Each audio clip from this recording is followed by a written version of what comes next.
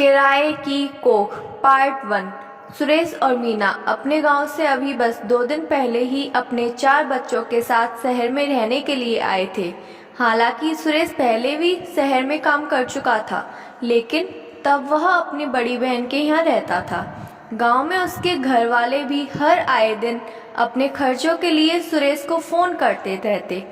इसलिए सुरेश ने अपने पूरे परिवार को अपने पास ही बुला लिया और अपनी बहन के घर कुछ दूरी पर ही एक मकान में एक कमरा किराए पर ले लिया। सुरेश ने गांव से अपनी माताजी से भी आने के लिए कहा, लेकिन माताजी ने कहा कि शहर में उनका मन नहीं लगता, इसलिए वह गांव में ही रहेंगी। लेकिन जब भी उन्हें बच्चों की याद आएगी, वो बच्चों से मिलने के लिए आ जाया करेंगी। मीना की गांव में आने से पहले माताजी ने मीना को बहुत समझा बुझाकर शहर भेजा और कहा कि बच्चों का ध्यान रखना, कहीं भी इधर उधर घूमने मत देना। मीना खुशी खुशी सभी बच्चों के साथ शहर आकर उस घर में रहने आ गई। घर में और कोई भी लोग किराए पर रहते थे। सुरेश और मीना के 4 बच्चों में सबसे बड़ी खुशी, उसके बाद अमित, तीसरे नंबर की कनक और सबसे छोटा बेटा गोलू था। चारों बच्चे घर में बड़ी खुशी खुशी अपना सामान जमाने लगे और पूरा दिन कब सामान समेटने में चला गया और मजाक मस्ती में बीत गया पता ही नहीं चला। शाम को थक हार के सब लोग कब सो गए पता ही नहीं चला। सुबह जब सभी बच्चे बाहर खेल रहे थे, तभी उस मकान में एक कमरे से किसी बच्चे की रोने की आवाज़ आई। अमित जल्दी से भागकर उस बच्चे के पास गया और उसको अपनी गोद में लेकर चुप कराते हुए मीना के पास लाया। मीना उसे अपनी गोद में लेकर चुप कराते हुए बोली, किसकी बच्ची है ये? देखो तो कैसे रो रही है। इसकी मम्मी को इसकी कोई भी फिक्र नहीं है और उसे देखकर लगता है जैसे अभी 4-5 दिन पहले ही पैदा हुई हो। न जाने कहाँ चली गई इसकी मम्मी। कोई इतना लापरवाह कैसे हो सकता है?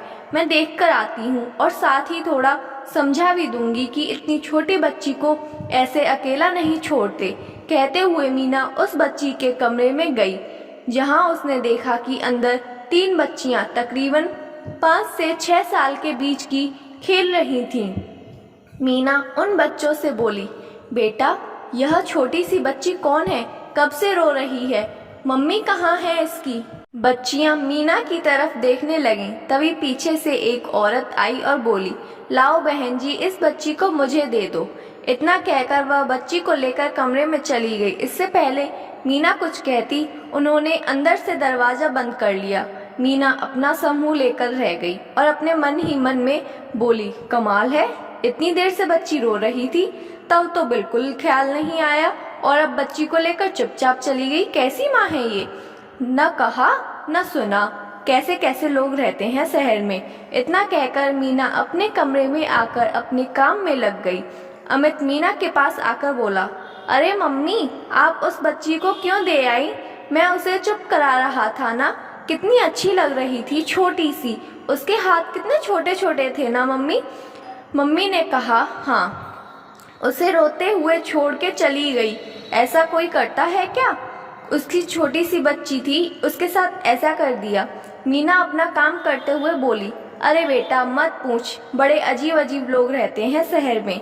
न जाने क्या समझते हैं अपने आप को। मैं तो उनके बच्चे को चुप करा रही थी और अपने पास ले रही थी, पर ना तो उन्होंने धन्यवाद कहा और चुपचाप बच्ची को लेकर मेरे मुंह पर ही दरवाज़ा बंद कर दिया। अब तुम भी उसकी मम्मी के बिना पूछे उस बच्ची को मत लेना, क्या पता यह लोग बुरा मान जाएं। इतना कहकर मीना फिर से अपने काम में लग गई। अमित खेल में लग गया। तभी फिर से शाम को उस बच्ची की रोने की आवाज़ आई।